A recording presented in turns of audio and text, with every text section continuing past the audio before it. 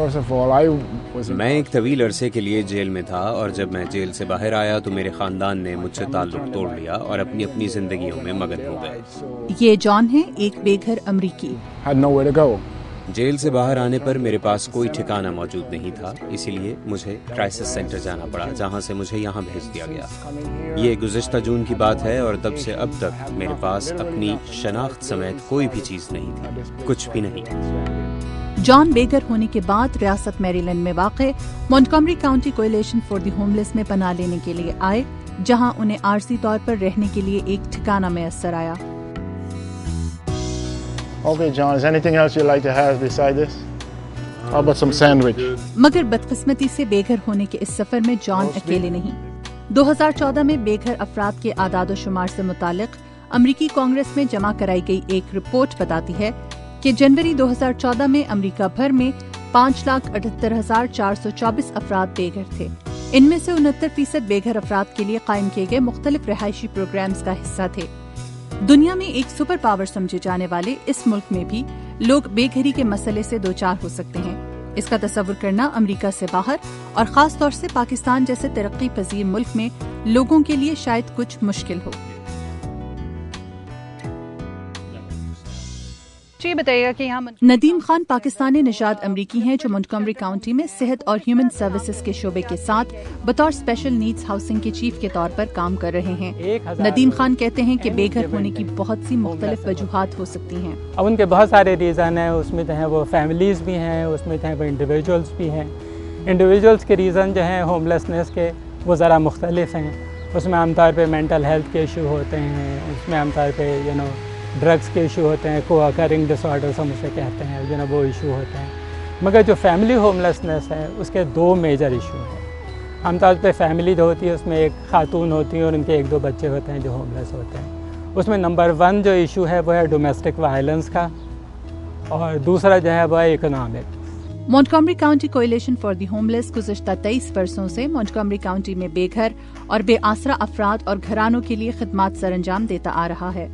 یہ shelter homes جان اور جان جیسے بے گھر افراد کو نہ صرف پناہ میسر کرتے ہیں بلکہ یہ بہت سے ایسے مفید پروگرامز بھی متعارف کراتے ہیں جو ان بے گھر افراد کو ان کی زندگی کی طرف واپس لوٹنے میں مدد دیتے ہیں۔ جیل سے نکلنے اور 2 راتیں کھلے آسمان تلے گزارنے کے بعد John Montgomery County Coalition for the Homeless آئے، جس نے جان کو نہ صرف عارضی پناہ فراہم کی بلکہ مختلف جاب انٹرویوز کے لیے اچھے اور صاف ستھرے کپڑوں کا بھی بندوبست کیا۔ Well, I'm checking on my immigration status. Shelter میں موجود کاؤنسلرز باقاعدگی سے یہاں پر موجود افراد سے ان کی نوکریوں اور زندگی کے مختلف شعبوں کے حوالے سے کاؤنسلنگ کر کے ان کا اعتماد بحال کرتے ہیں۔ Get that day off so I can continue my volunteering. Shelter میں لگائے گئے نوٹس بورڈز کو مختلف نوعیت کی معلومات فراہم کرنے کے مقصد سے استعمال کیا جاتا ہے۔ ان میں سے ایک بورڈ علاقے میں موجود نوکریوں کی معلومات کے لیے مختص ہے، اور شیلٹر میں موجود افراد کی حوصلہ افزائی کی جاتی ہے کہ وہ ان نوکریوں کو حاصل کرنے کی کوشش کریں تاکہ جلد از جلد اپنے پیروں پر دوبارہ کھڑے ہو سکیں۔ یہاں پر ذہنی طور پر پریشان اور مضطرب بے گھر افراد کے لیے طبی سہولیات بھی میسر کی گئی ہیں، اور ان کا باقاعدگی سے طبی معائنہ کر کے ان کی پروگریس کو نوٹ کیا جاتا ہے۔ Susie Sinclair Smith Montgomery County Coalition for the Homeless کی ایگزیکٹو ڈائریکٹر ہیں، اور کہتی ہیں کہ ان کے شیلٹر کے بنیادی ستون کیس مینیجرز ہیں جو مختلف بے گھر افراد کی ذہنی الجھنوں کو دور کرنے کے ساتھ ساتھ انہیں آگے بڑھنے کی تحریک بھی دیتے ہیں۔ ہمارے لیے عارضی پناہ اور شیلٹر کے ساتھ ساتھ کیس مینیجر بھی بہت اہمیت رکھتا ہے۔ جب کوئی شیلٹر میں آتا ہے اور انہیں ایک چھت میسر ہو جاتی ہے تو پھر انہیں اس بات کے لیے پریشان نہیں ہونا چاہیے کہ اب کیا کریں۔ کیس مینیجر ان افراد کی مدد کرتے ہیں اور انہیں نوکریوں پر انٹرویوز دینے سے لے کر ذہنی الجھنوں کو سلجھانے اور زندگی کی مختلف ضروریات کے حوالے سے رہنمائی فراہم کرتے ہیں۔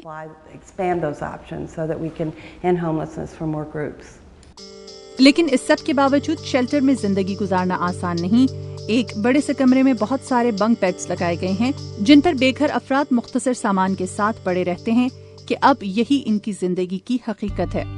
کیسے ایک انسان امریکہ میں جس کی اچھی خاصی جاب ہوتی ہے، سب کچھ ہوتی ہے، اور وہ ایک دم سے سڑک پر آ جاتا ہے، ایسا کیسے ہوتا ہے؟ اس کے فیکٹرز ہوم لیسنس کے بہت سارے ہیں۔ لوگ جو ہیں جب وہ جس طرح ویٹرنس ہوم لیسنس ہے، جب وہ जंग पे से वापस आते हैं तो उनका कुछ लोगों का दिमाग जो है वो इस बात को कबूल नहीं करता और उन्हें उसकी वजह से और फिर वो उसके बाद ट्रीटमेंट वगैरह में भी नहीं जाते तो वो फिर उनसे बर्दाश्त नहीं होता, वो सड़कों के ऊपर निकल आते हैं। ये वेटरन्स होमलेसनेस की एक वजह है। दूसरी बात जैसे मैंने कहा था कि इकोनॉमिक एक बहुत बड़ा रीज़न है फैमिली होमलेसनेस के लिए। जॉन शेल्टर में अपनी जिंदगी से मुतमईन दिखाई देते हैं। उन्होंने शेल्टर में कुछ नए दोस्त भी बनाए हैं जिनके साथ उनका वक्त अच्छा गुजर जाता है। जॉन कहते हैं कि अपने घर वालों के ताल्लुक तोड़ लेने के बाद वो बहुत मायूस हो चुके थे और शायद खुदकुशी कर लेते, मगर इस शेल्टर हाउस ने उन्हें जिंदगी की कदर करना सिखाई और उन्हें मुआशरे का मुफीद शहरी बनने में मदद फराहम की है।